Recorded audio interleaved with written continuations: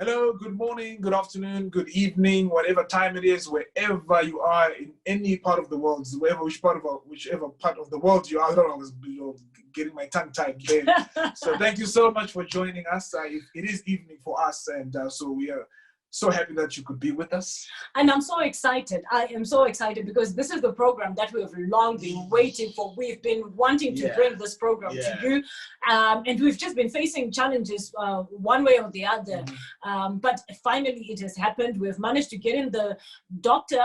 Vongai to come and talk to us about mental wellness within the confines of our marriage. How do we look after each other mentally? How do we spot things that are not quite right with ourselves and with our spouse? And what are the steps that we can take? So I'm so excited that it's finally here. Absolutely. So shortly we will be joined by Dr. Vongai Munatsi. Dr. Vongai is a clinical psychologist, and she has a master's in clinical psychology from the University of Cape Town, and she is currently the resident psychologist or the resident clinical psychologist at Highlands Halfway House, which was the first drug and alcohol rehabilitation center in Zimbabwe. She's also a human development practitioner who has special interest in working with people to address mental health challenges that hinder personal or communal growth and development. And she's very passionate about creating community interventions that address the many social and psychological challenges that hinder people from fulfilling their potential. So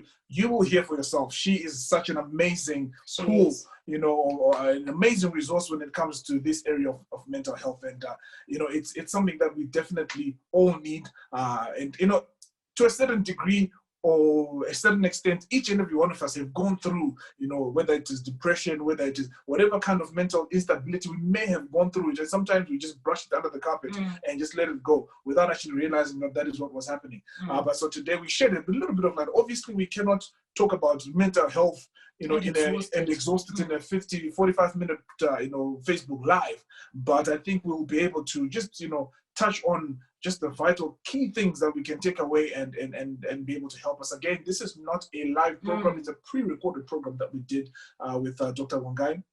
And before we get her on, we also want to give a big shout out to our internet service provider, Zol. Zol has been amazing. I mean, you've really been amazing because we have managed to do these lives and to share all this information and have these talks. So we've really enjoyed being able to have that facility, and thank you so much. Absolutely reliable, fast, and absolutely affordable. Yeah, that's what I wanted to say. Reliable, fast, and affordable. So if you're in Zimbabwe, please go check on Zol. I think we've put a link on there. Click on Zol.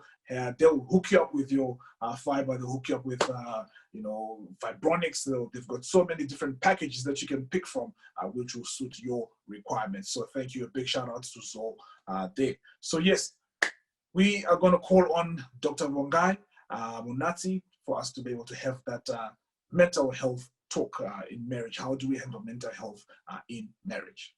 All right, fantastic. So, Doc, thank you so much for coming through. As we had mentioned a little bit earlier, that it has been a struggle to get this program online, but finally, we're so happy that we've been able to overcome all the technical challenges and all the technical glitches that we faced earlier on, and so we're back. Yeah. Welcome, Doc. Thank you for having me. I'm also glad that we've gotten an opportunity to finish what we started and have this.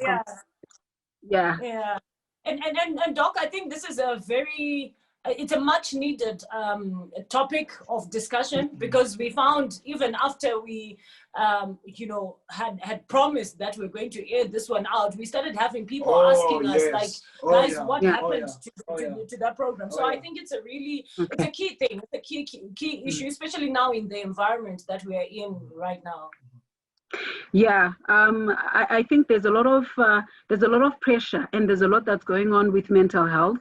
And particularly for couples, I suppose, if things are not going well already, or people have been struggling, before COVID-19, all of these things around isolation, around not being able to be so productive, and working, and money just being difficult, having the children at home and you having to educate them and teach them from home, and all of those kind of things. they sort of increase the pressure and the vulnerability of married couples, particularly if people were already struggling, to communicate, to keep the relationship going and all of that. And then adding COVID-19 into all of this and all the anxiety and the uncertainty and all of that, it's like a good cocktail or a recipe for disaster. So I think, it's such an important thing to be bringing this out. And I'm really glad that you've taken the time to put this together. And I hope that our discussion will help so many people who listen to this program. Absolutely. Yeah, I think what's interesting, Doc, even as you're speaking, is the fact that, when something happens, we focus on the maybe the physical or the financial impact that it has on our lives, and rarely do we look at the impact that it has on us mentally. And I think coming from say maybe cultural perspective, where maybe we don't really pay attention to mental health issues, would you say that in this situation or this environment, you have found a spike in the number of people that you are attending to now? Yeah, most definitely. And it's glad. I'm glad that you said that, and that you've mentioned that, Ivy, because I was actually talking about how when everybody, heard about COVID-19, we started talking about isolation centers, ventilators. I'm sure everybody knows how to wash their hands, sanitize, wear a mask, all of those kind of things. But but nobody said how it was going to impact on mental health, because the person is, everything else that we do with our lives, with our bodies and all of that actually come from the mind. But the thing is, we haven't really focused on the mind, and we haven't actually thought about how the mind is affected in order for it to then protect the body or to even then be productive. So even if you look at this, we've started right now offering pre-test counseling for people that are going for testing for COVID-19. We started offering post-test counseling. We started offering isolation support, because those 10 to 14 days that somebody is in isolation are very difficult. Or even just going and finding out that you've tested positive for COVID-19. And there are lots of anxiety issues that are coming up even before people have been tested. Just the thought that, you might have it without actually, getting the test done is causing a lot of people to panic, and is causing a lot of problems where even, people can't get out of the house. Some are experiencing really bad anxiety, really bad depression. Even a lot of OCD kind of symptoms are coming out, where people are over sanitizing, people, washing their utensils more than 3 or 4 times just to make sure that, there's no COVID. Children are not being allowed to just even go outside, because if they do, they might meet the neighbor's child who we don't know where their parents are coming from.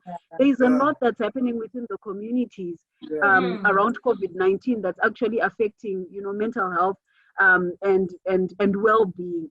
But we have focused on isolation centers, we focused on all of that.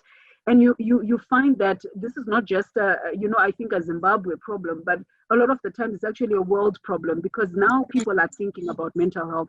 Now we are forced to think about mental health when somebody has gone into isolation and can't reintegrate, or they are also facing the kind of stigma that people living with HIV have been facing for years, and now it has attacked every single person. You can't say, no, it was your fault, you didn't sanitize well enough, or you didn't put the mask in the right way that you're supposed to, sort of put it on. And so when we are now the recipients of that stigma, that discrimination, it's something that's actually quite difficult to sit with. And so we can expect that there's a lot of mental health challenges that are also coming up. Even in terms of substance abuse, that's increased quite a lot. I think in Zimbabwe, we're beginning to have a substance use problem. And we were finding that about 90 to 95% of people that were being admitted in our inpatient centers were in there because of substance abuse. And sometimes they become psychotic because of substance abuse. So if you think about, you're not productive, you've got this disease this virus that's in the air, you can't make ends meet, you and your spouse are fighting all the time about everything, the children need your attention and all of that kind of stuff. A lot of people are drinking more than they should. A lot of people are using Bronclia. A lot of people are using diazepam, and all of these, because now they can be found on the street for as little as $1.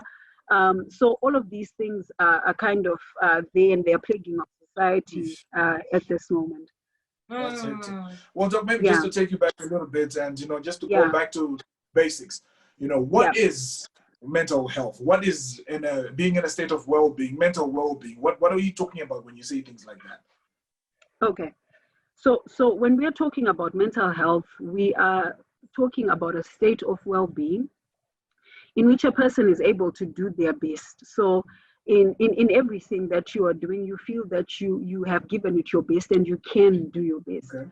Also, it's a state where you can cope with everyday stresses. So all of us are experiencing stress around COVID-19 right now, and we've had to adapt to these changes.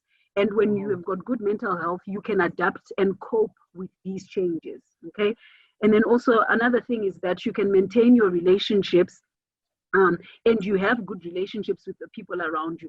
So you find that when somebody is well and they've got good mental health, they're not fighting with everyone. They're not at odds with the husband or the wife at home and every co-worker, this person at church, because mental well-being is good. And also they're able to function in their roles, whether it be at work, at school, and in any place where they're expected to function in whatever roles that they have.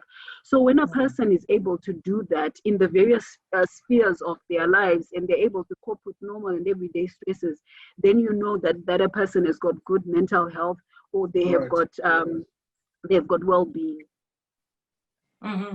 So I think one of the challenges with the issue of mental well-being or mental health really is the stigma that is attached to it. So as a couple, how do we help each other? Because I can say to my spouse, babes, I think you're catching a flu because, I can hear you sniffling, I can hear you doing this and that. But for me to actually say, babe, I think mentally there's something not quite right. I don't think that's... Get into serious trouble. Get into trouble. And also just outside that, there's just so many other things that surround that, so many other mysteries that shroud this whole mental well-being issue. For instance, someone can be saying, well, you're demon possessed for those that are religious. You're demon possessed, or someone can say, well, it's ancestors that are coming into Shona. We call that shiki. So it's okay. That's how the ancestors show themselves. That's how the ancestors reveal themselves. Or even just words like, I don't think that they're crazy. How then do you approach your spouse without getting them to feel like you're boxing them in one of those, stigma boxes? Okay. I think right there you're talking about two things. The first thing is, how do I know that somebody is not well, or somebody has got a mental health issue or a condition, right? That's the first thing. And then the second thing I think is important to talk about is causes, because this is what then leads us to all of these things around demonology and witchcraft and all of those kind of things. Okay. So the first thing is how we know that somebody is not well. We usually look at two things, okay? The first thing we look at is when somebody starts having symptoms that cause them significant distress, and that also cause those that are around them significant distress. So there are many classes of mental health conditions, just like, there are many classes of physical illnesses. So it would be very difficult for us to talk about all the classifications today in this program. But how we see is if symptoms are causing distress, and I'll give examples. For example, sadness is normal. Every single person will experience some form of sadness in their life after a situation or something that has happened to them, right? But when that sadness is causing them to be sleeping all the time, to be crying all the time, to go and isolate and not be able to do anything, in life because they are sad, that sadness is a symptom that's causing significant distress to themselves and the people that are around them. And we know that now there's something going on with their mental health, okay? Anxiety is normal. It's actually a part of the human body, fight or flight response. If you're threatened, you'll be anxious, and it prepares you to either fight or to flee, right? But if anxiety starts misfiring and you start becoming anxious about things that shouldn't be a threat, Why should you be threatened about going to a social gathering in church with others? Why should you be threatened about going to the shops to buy stuff? Why should you be threatened about standing in front of an audience or crowd and sharing your thoughts or views about something? If anxiety is now, making you sweat, have palpitations, start vomiting, and start trembling and not be able to interact with others, and limit you, from social engagement, that anxiety is now misfiring. That anxiety is now causing you significant distress, and it's also causing the people that are around you significant distress, right? Wanting to be in control is a normal thing. We all want to be in control, right? Yeah. If control starts causing you to be very critical, of the people that are around you, if you're going to eat, you eat in this way, put the spoon there. If the spoon is not in the, the place that I want the spoon to be in, then there must be something wrong. And we raise hell about, even the direction in which we go to town with, there must be a route that I approve of. If I don't approve of the route, you're driving in the wrong way.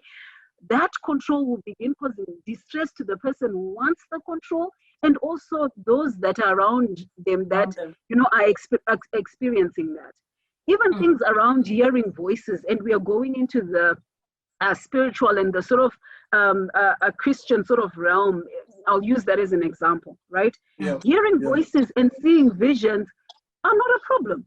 But when we start hearing voices that are telling us to take off our clothes, and run in the street naked because we are Jesus, and I suppose they were naked in the Garden of Eden and they were not ashamed, right? Those voices and those visions will cause distress, to the person who's having them and to also the people that are around them. Even worshiping is not bad, but when people are unwell, what I hope you are seeing here is that when somebody is not well, they have a lack of balance, that even within Christianity or within the, the spiritual realm, it's important to have balance. And even within life, there is important, it's important to have that balance. But when somebody is singing all night, they are doing all night prayer every single day, all they do is read their Bible. They don't do anything around life and engaging with life. Although we want to say they are prayerful, that's no longer being prayerful. That's most likely a sign and a symptom of an undiagnosed mental health condition that's probably starting or that's there, but people have not known. So the same can be with anger. I've seen within the African context or the Shona context where people would say, Ndichiera, Ndiachiera, Ndichielele, and all of these kind of things. And we kind of end up excusing mental health, conditions because this person gets angry. Anger is normal. We can expect all of us to get angry when we are upset by somebody. But, if that anger makes us break things, beat people up, bite them, all of those kind of things, it's a problem, right? Fears of being cheated are normal. But if I start stalking you, cloning your phone, calling every woman or every man that's in your phone, wanting to know who you've spoken to and who you're speaking to. I know spouses that have created, that have downloaded, apps that record their conversations so that at the end of the day, their partner will go through their conversations and who they spoke to, who they didn't speak to, what they said and what they didn't say to them. Look, we could say that's love. We could say, kuchengera rudo, and all of those kind of things. But the extremity of it, shows you that there is something wrong with that, and that there is an undiagnosed mental health condition. So that's the first thing that helps us to see. When symptoms are causing significant distress, they are normal, but they then start causing significant distress. We know that there is a problem. So I think I've given some good examples there. And then the second thing that you have, you have, and some of the examples are examples that I think with life we have kind of everyday thing, and for some of them we've easily just normalized it and just thought, that's just a part of life. Or even as couples, you're like, oh, that's what your husband or your wife is like. Oh, mine is like this, and we kind of, excuse it or normalize it. Yeah, yeah. And a lot of the times we excuse it, we normalize it, we adapt, right? And the more we adapt to it, the worse that it becomes, you know. Wow. Because if I was asking you to account for where you were every single day and you do it one day, you'll have to account for the rest of your life. And the demands will get bigger and bigger and greater and greater. It's the same thing with the violence. You know, one moment I beat you up, and then the next moment I'm crying and I'm on my knees and I'm saying I'm really sorry and all of those kind of things. You're stuck in that cycle. Again, that's another sign that something is not right. Things are not going on well. Yeah, and all of that. So, yeah. So this is you observing your spouse, right? But what about if, can you observe yourself? You know, is there a way that you can tell that, okay, I'm about to lose that balance, or mental health issues can only be observed by people on the outside? Or maybe it's progressive, or maybe it's something that you have always, it has always been a part of you. So maybe you fail to see it. How does that work? So a lot of the times people, you know, when they're either feeling sad or angry or control has become a bit much, or you know, the expectations and things like that are becoming a bit much. A lot of the times people are kind of aware of it, although sometimes people then, you know, brush it off, or say, you know, I have to be strong, or this is just the way that I have been, and all of those kind of things.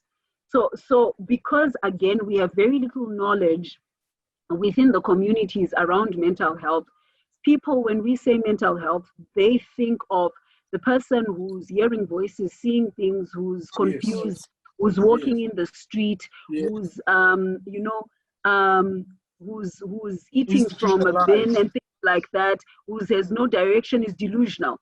That's what we think about when we say mental health.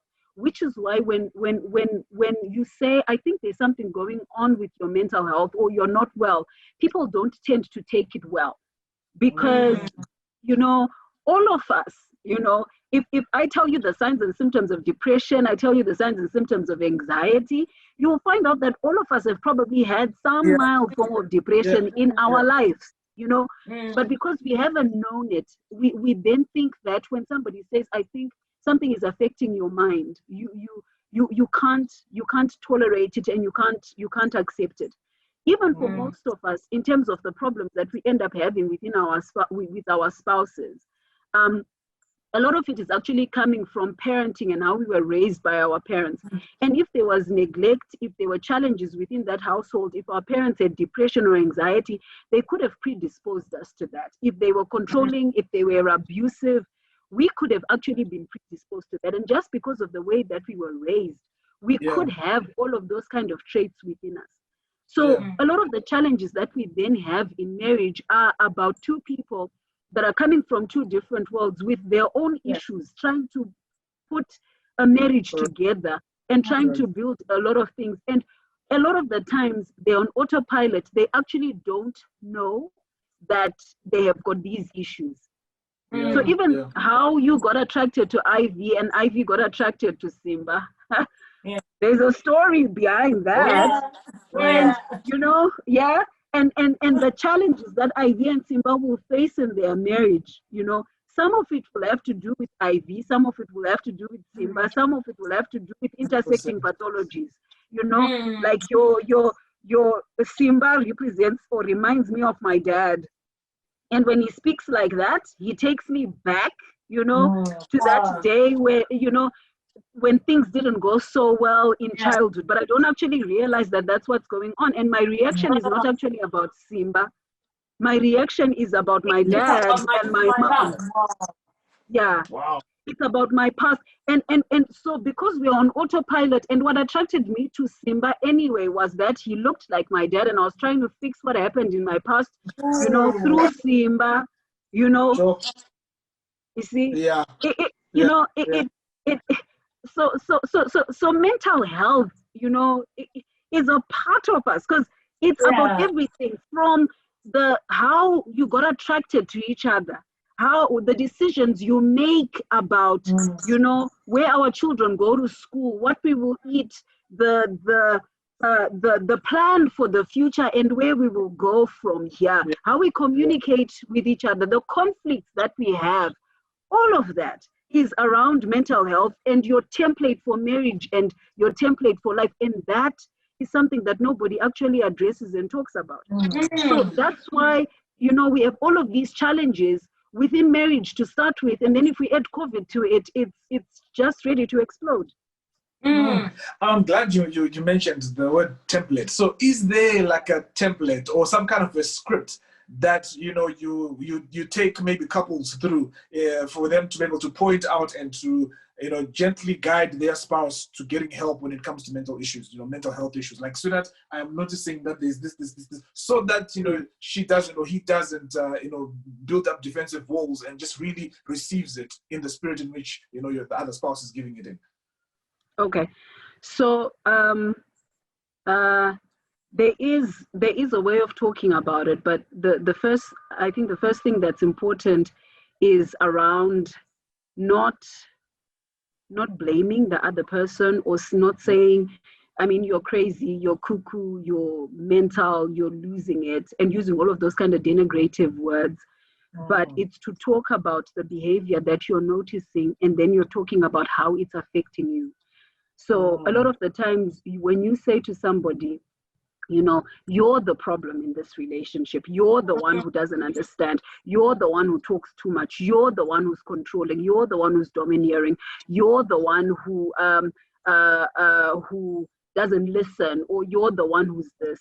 The natural response for any human being is that they're going to be defensive. They are going to just close off, and they're going to want to protect themselves, and they're going to want to defend themselves. But a lot of the times when you're talking about the changes that you're seeing in your spouse, it's very important to be very specific. When we met, you were gentle, you were sweet, you spoke in this manner, you did this, you did that. But somewhere, somehow, there feels like there's a shift and there's a change. And, you know, when that change happens, you do this, you do that, you are aggressive, you don't listen to anyone, you won't even allow anybody to talk, no one can reason with you. Even if I try, it's very difficult. And this makes me feel angry, this makes me feel upset, this makes me feel, you know, like I can't reach out to you. And what I want to do is I want to help you because I care about you and I love you, but I feel like between us we cannot solve this and we cannot deal with this. So I think the important thing is maybe let's try and find somebody else that can help us. Excuse me. That can help us. And look at the way that I'm talking about this, us, help us. Right? I'm not saying help you because you are the problem in this marriage. You need help. You know, you are the crazy one, right? And if you make me the crazy one, I will act like the crazy one. You know, this is where I'll tell you, you know, you want crazy, I will show you crazy. I will give you crazy, and then, you know, things escalate from there. You know. But you see, there are levels within which you can have a conversation and a discussion. So in most of these cases, people are less defensive when they feel cared for and when they feel loved. I always talk about submission, and I say it's very difficult to submit to somebody who you think does not love you. If you know, if you believe somebody has got your best interests at heart, you know, even if they say left and you don't understand why we are going left, you can submit to left when you feel that, you know, what my interests are going to be taken care of.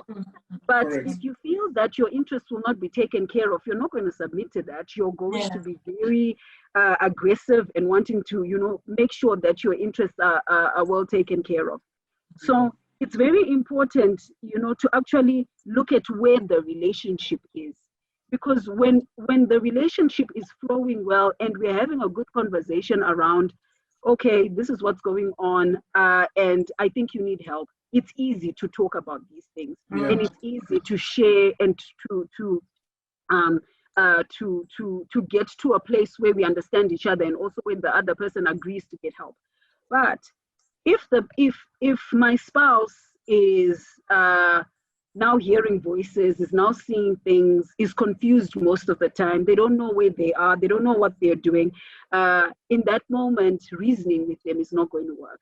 Even if I try and talk to them, even if I try to say, this is what needs to be done. And this is, sometimes in cases, I'll give an example of bipolar, where bipolar is a mood condition where a person has got, two poles, where one pole, they're more depressed, and so they're very quiet and they're very sad.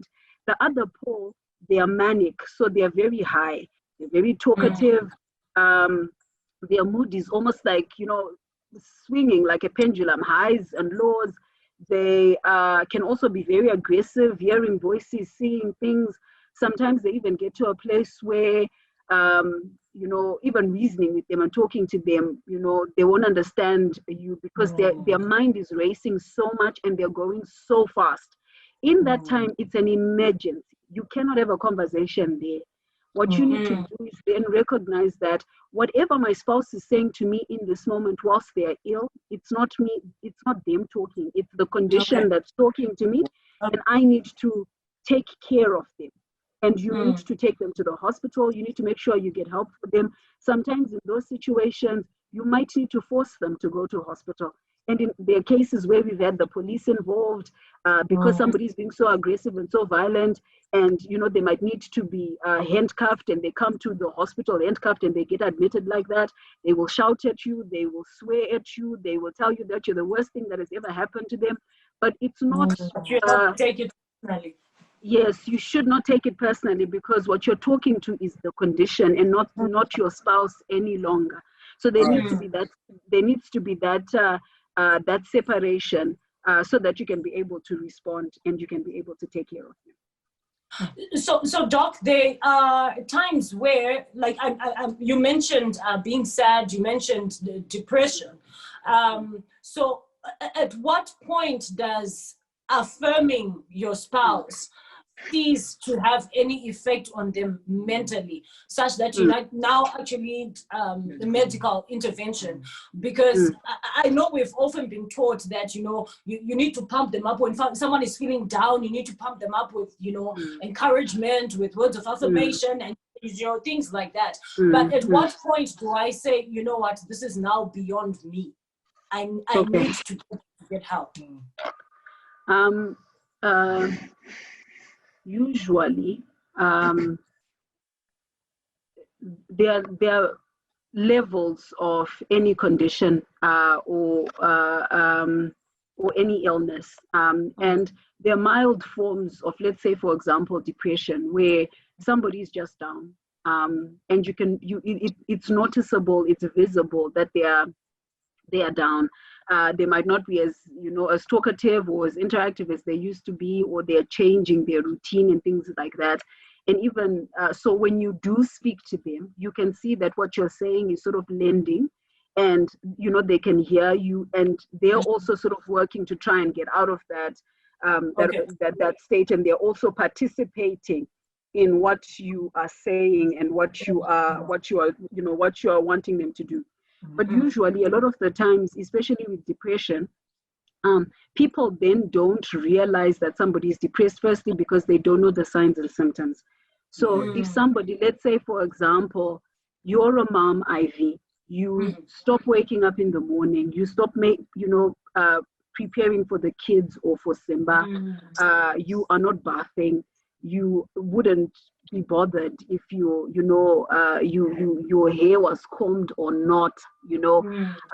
You get to a place where you're now telling Simba that it would be better if I just slept and never woke up, and things like that, where you find that somebody routine and life has been affected to that point and to that extent. Then that they now need medical intervention, or they need somebody else outside of the cycle of support, because usually somebody can be sad but still be coping. They can still be functioning, right? So the second issue around mental health conditions that we're going to talk about again was that issue of functionality. That usually is the biggest sign that this is beyond me. Now, I can't pump them up. And a lot of the times when people are in that state, we usually shame our spouses. Why didn't you wake up? Why didn't you clean the house?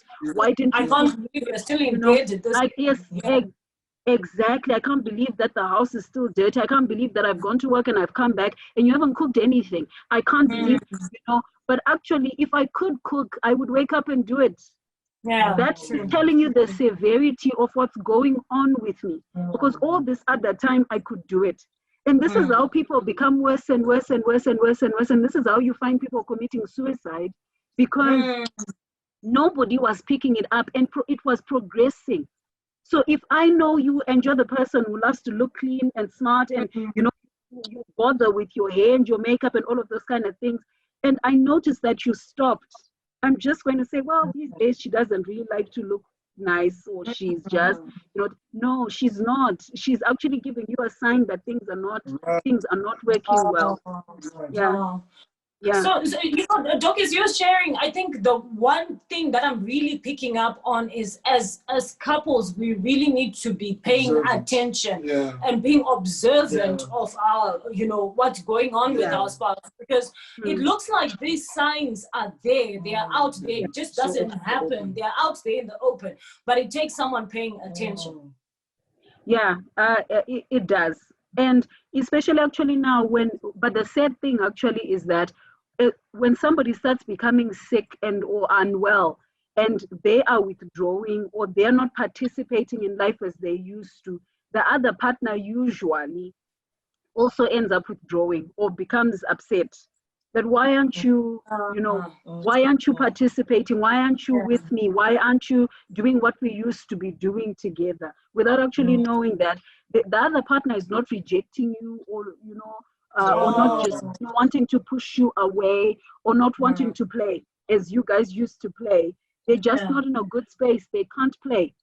And if you're going to push them away because they can't play, then they're not going to be able to get any help from anyone else, because by the time others notice that something is wrong, they would be totally and completely down. Also, it's something that's major and serious, and it will take time to heal and to get better.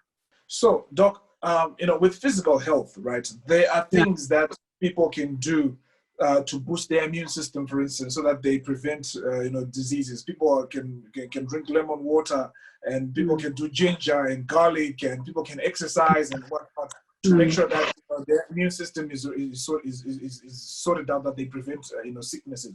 Can the same be said? Can the same be said about mental illness? Are there things that husbands and wives can do in order to prevent mental health issues, or once you are sick, you're sick with it, and there's no prevention? Okay. All right. Well, there are things that people can do to maintain a good mental health. A lot of the times, especially if you look at the situation that we are in with COVID-19, it's very important that we focus on things that we can that we can do, as opposed to things that we cannot. We've got a lot of uncertainty, and as spouses, there are things that we are certain about, and there's things that we are not certain about. And if we focus on the fears and, the worries about what's going to happen next and all of those kind of things, that just weighs us down. And with, to maintain good balance and good well-being, it's very important for you to see where you've got control and you've got power and where you don't, and, learning to manage that and to work through that is a very important thing.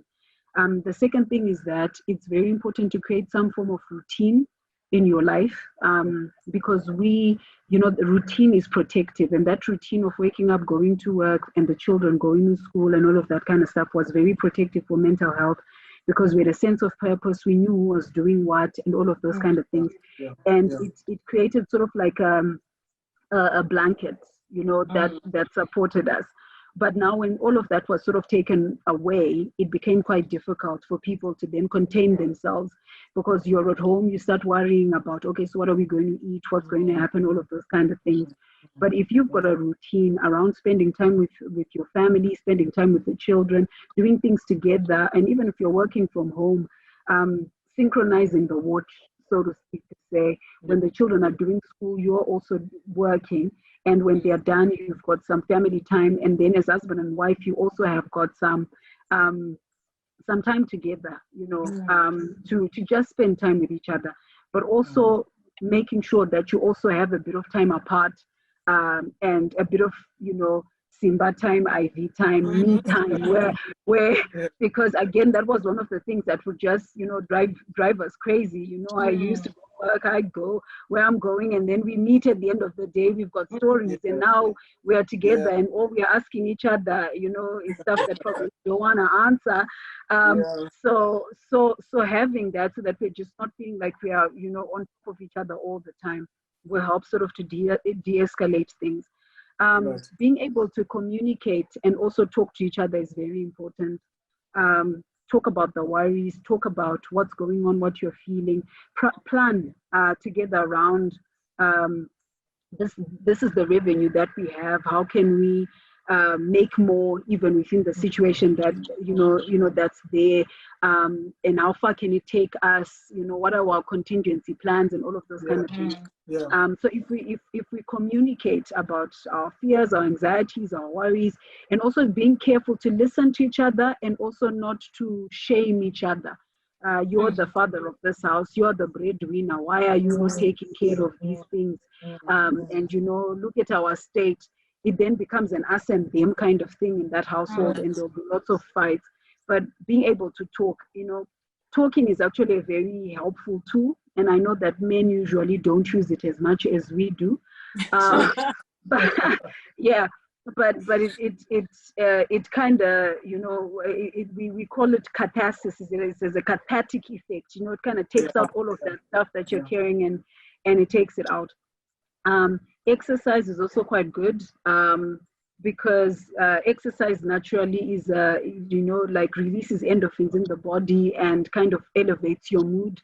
So keeping going and constantly exercising is good.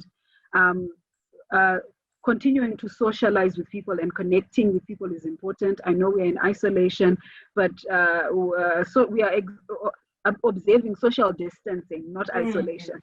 Because isolation is where you're not talking to anyone, you have nobody. But let's maintain those relationships. Let's continue talking to the people that are around us, and build those relationships, even though we are sort of building them at a distance. Those are some of the things. Let's find things that are fun to still be doing with each other. If date night was date night, let's do date night in a different way. Let's think about creative ways of doing date night, of watching movies in our houses, but still giving it that air of you're important to me and I'm important to you, and I've made an effort to sort of kind of do something important with you. That's good. Let's also disconnect from all the gloom and the doom that comes with social media about COVID-19 and myths and so everything that you're watching all the time is statistics in Italy, statistics in the US, statistics in Zimbabwe, how things are not going on well with the health system. If we get it, we're going to die. And, if that's all you're looking at, then that means that, that's what's feeding your mind, and that's the narrative that you continue sort of playing within yourself and all of those kind of things. Trying to keep positive is also, looking on the brighter side of things is also very important. I know I was talking to moms around not having the school run in the morning is a positive that has come with COVID-19, because there has been a lot of drama. There would have been a lot of drama about getting out early enough, not being in rush hour traffic, all of those kind of things. There have been positives that have come with COVID-19 that have made our lives a bit easier, working from home isn't bad, 100%. It's so good. So there are lots of things, but we have to try and find those silver linings even within the relationship and all of those kind of things. It's very, very important. I would say those are some of the things that can help us, during this season. I'm sure there are lots more, but these are some of the things that can help us to keep our mental health going well, balanced, with things working well.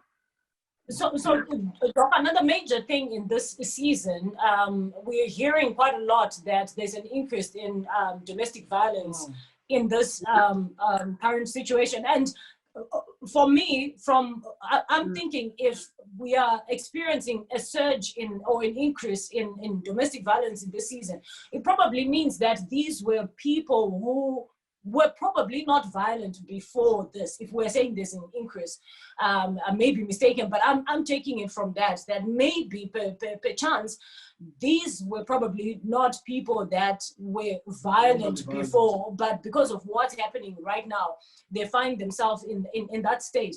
What can I do to help my partner, my spouse, not to get to that place where they're aggravated to a point where, we end up in a physical fight?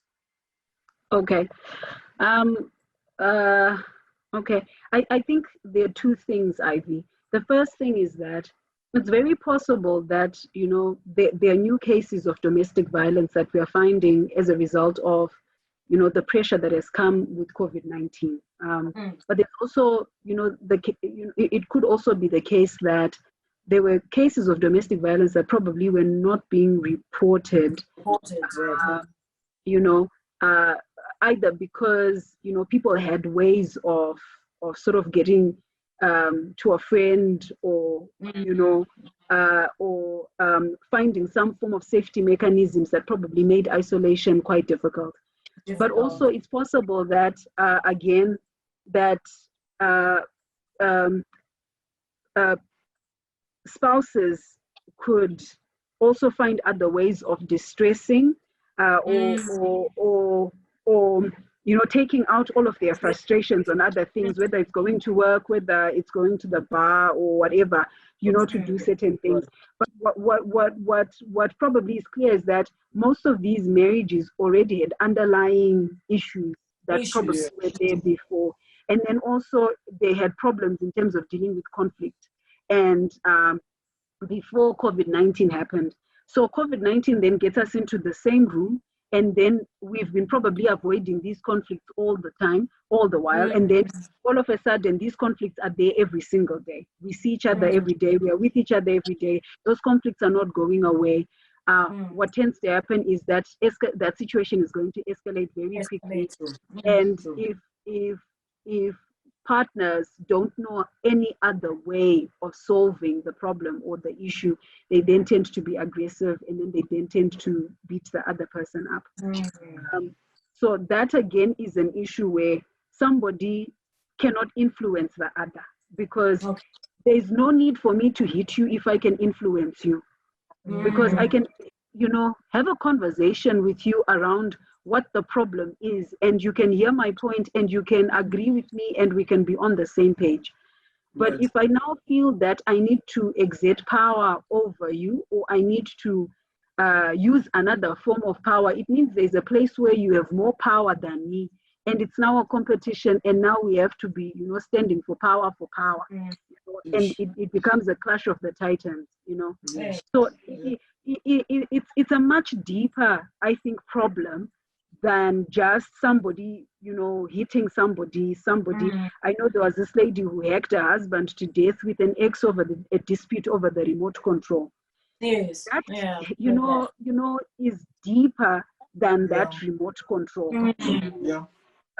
And so it's quite a difficult issue to tackle, because firstly, you have to be aware of the person's violent streak in order for you to protect yourself. If this person has been violent for most of your marriage, then you probably would have created safety mechanisms within that marriage, which is why you've probably stayed or you've survived. Or you've also become so much of a victim of domestic violence that you have learned helplessness, So you don't want to escape. You're not even thinking about escape, and you don't see yourself as having, any way or any form of escape. So it's very complicated because the two sort of feed each other. Either, because the one who's empowered enough will say, you hit me, I'm leaving, or I'm looking for a way to protect myself. But the disempowered one will be beaten, and even if you try to empower them, they'll still probably go back to the person, that's beating them. So it also then creates a problem, because if we say, how do I stop myself from being beaten? The question is, what did I do for me to be beaten? If I could stop it, I would not have done it. But usually in these circumstances, people don't have to do anything to be beaten. Exactly. So there's a lot that needs to be done with the mental health of the battered spouse, and there's also a lot that needs to be done with the mental health of the person who's hitting someone, because both of them are ill, and their pathologies are now feeding each other. And so it's difficult for you to then, from outside, try to pull them out of it, because one probably makes excuses for the other. If I didn't laugh, if I didn't smile, if I didn't sit here, if I didn't upset them, if I hadn't done that, then they wouldn't have hit me. Then the other one is saying, yes, if you hadn't spoken to that other person, if you hadn't done this, then I would have hit you. But the truth of the matter is, there are many other spouses out there that are facing the same pressure that we are all facing and are not beating each other up. True.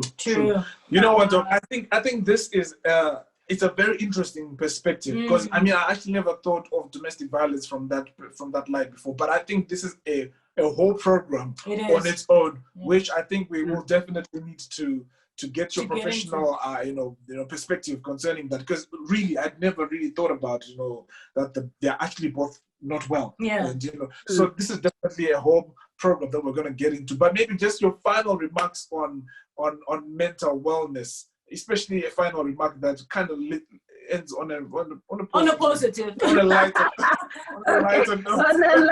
note. Okay.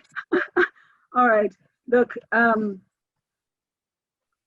I think a lot of us, Simba and Ivy, are the worried well. A lot of us have got challenges and face challenges within our lives, within our marriages, and we manage to cope.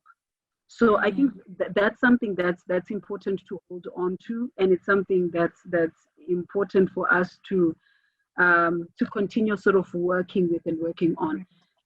Let this information that we've sort of started giving, and hopefully in the future we'll give some more, let it sort of shed light, or to couples out there around things that could be present within their marriages that they have adapted to, that they've accepted, that they work with, that they have sort of changed their lives around to accommodate, without actually knowing that there was something that was going on.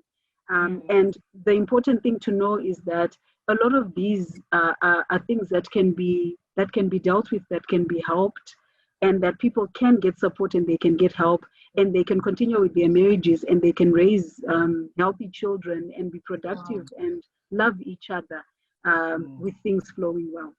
So in the same spirit that we, as the human family, have sort of overcome a lot of adversity, and I'm sure marriages, all the times are tested and people overcome adversity. We can, overcome adversity around mental health, and we can also overcome adversity that will come with COVID-19, and that has come with COVID-19 if we bind together and we are supportive of each other. I'm sure it will work out. Yeah. So good. On that hopeful note, on the positive note, Dr. Vongai, thank you so much for your time. I know we've had a lot of ups and downs trying to get this program done, but you stuck in there. So thank you so much. This was such a rich program that we will definitely be going back into, and I know people have been helped. I know even the people that are watching now, have been helped, and they will continue to be helped, and we'll continue to share this broadcast to so many other people that are in different situations, and we will definitely find help with this. So thank you very much. We really appreciate you. Thank you, Doc. Thank you for having me. And again, like I said, I think we've just barely scratched the surface. You're so rich. Yeah, yeah. You know, I actually picked out 2 or 3 topics that I think, you know, these are key. We need to have them in isolation. But yeah, thank you so much for enlightening us this evening. Thank you, guys. All right. All right. Okay. Bye. Bye. Bye. Yeah. Wow. What a program. Loaded program, enlightening. And also I think for me, I really appreciated the fact that I got to pick up on certain things that we normalize as people, certain things that we just brush off and maybe just hope that somewhere, somehow, it's just going to clear. Things that probably need attention from experts. And this is the reason why we bring, with different topics, we try as much as we can to bring people that can talk to us about, you know, expert conversations concerning, you know, various things that affect us as couples. But for me, this was really, really rich, and yeah, I'm enlightened. Absolutely. I mean, my takeaway, you know, was when she talked about balance, that there's got to be a balance in the way that you do your things, in the way that you handle yourself. And whenever you find yourself outside of balance, or whenever you find your spouse tipping on the outside of balance, that may be a time for you to start having that conversation about, you know, about mental wellness, and to see what you can do. So balance in everything. There's balance. If there's no balance, or when balance seems to be tipping over, then those are alarm bells that you can begin to tick off, and, you know, so that you can quickly get help before things escalate. And also, let's help each other to move away from a place where mental wellness or mental health becomes an issue that is stigmatized. Because, you know, like any part of your body, you know, you can get unwell, you can catch a flu, the same way that I should be able to point out that I'm noticing that you are getting feverish and all that.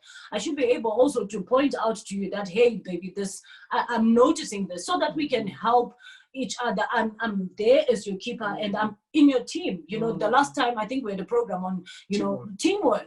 We are teams. We are there to pick up on certain things that need attention in our spouse. So let's avail that opportunity to be able to speak into each other's lives with no areas that we say we can't talk about this. Let's be able to be in a place where we can talk about anything and everything in our marriages. 100%. So we're going to bring this to a close. So thank you again for joining us, and we're looking forward to coming back again the same time next week with another very interesting marriage conversation. You do not want to miss that. Go like our page, Mr. and Mrs. with Simba and Ivy, for more updates.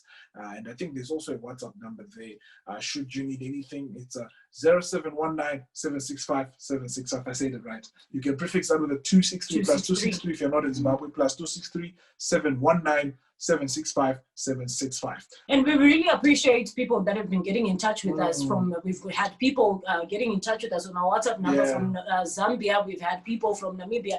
Thank you so much. And this is what has facilitated us to get into one of the conversations where we'll be having a question and answer, a Q&A with Mr. and Mrs. just to answer some of the questions that we feel like we probably cannot put a whole program to, but we can answer quickly some of the questions that come up. So thank you very much. Let's continue to have these conversations as couples, to help each other, to strengthen each other, to encourage each other, and to be a support to each other as husbands and wives. Absolutely. My name is Simba. And I'm Ivy. Or you can call us Mr. and Mrs. And remember, keep on loving. Keep on loving.